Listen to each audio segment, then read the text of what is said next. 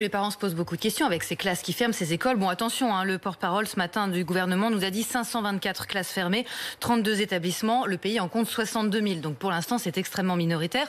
Mais les parents ont besoin de savoir comment ça va se passer. À l'image d'Aline, qui doit garder sa fille de 6 ans à la maison. Elle n'est pas malade, mais l'école a fermé à cause d'un cas positif. Hein, c'est la décision du préfet.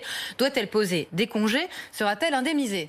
Eh bien, ça dépend, parce que le gouvernement a opté pour le chômage partiel, un dispositif dont beaucoup de Français ont profité pendant le confinement. Mais c'est un gros mais, ça ne va pas concerner tout le monde. Il y a des conditions qui sont strictes. Hein. Alors il faut expliquer. Déjà, voilà, il faut un justificatif de l'école si elle est fermée. Ça se demande au chef d'établissement, comme le certificat de scolarité. Si votre enfant est juste cas contact, là il faut un certificat de l'ARS. Ensuite, il faut que la commune ne propose aucune forme de garde alternative, comme des centres aérés.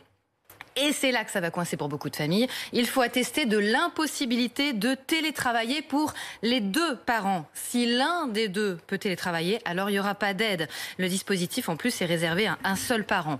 Combien on gagne dans ces cas-là? Là, on parlait du privé. Hein, le dispositif est financé par l'État et l'UNEDIC. 84% de votre salaire net, ça fait quand même 16 ans moins. Pour les fonctionnaires, on est à 100%. Et pour les indépendants, ça sera des indemnités journalières. Hein, ça représente à peu près 90% du net.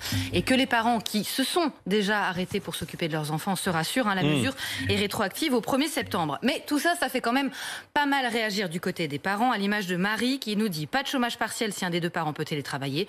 Le gouvernement a-t-il conscience que ce n'est pas possible, le pas est en majuscule, pas possible de travailler et de garder ses enfants en même temps? Bah oui, des petits dans les pattes, on ne télétravaille pas, c'est pas possible. Alors le ministère du Travail en a conscience, est très clair là-dessus. Hein. L'objectif, c'est que les parents continuent au maximum à travailler, donc allô les nounous, allô les grands-parents. Hein. Le porte-parole ce matin du gouvernement sur BFM TV assure qu'il a bien conscience que c'est pas évident. Il parle de cas par cas. C'est difficile pour les parents dont la classe des enfants est fermée ou l'établissement.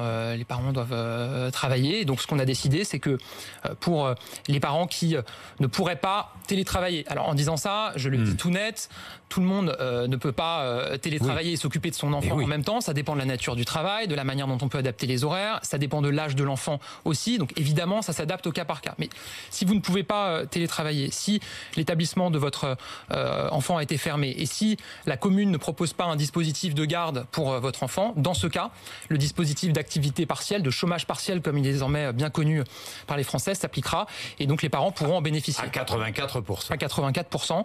Voilà, mais vous l'avez entendu, il y a quand même beaucoup de si. Ça vaut de la crèche jusqu'au collège. Hein. Crèche, école, collège. Voilà. Bien. On aura l'occasion d'y revenir.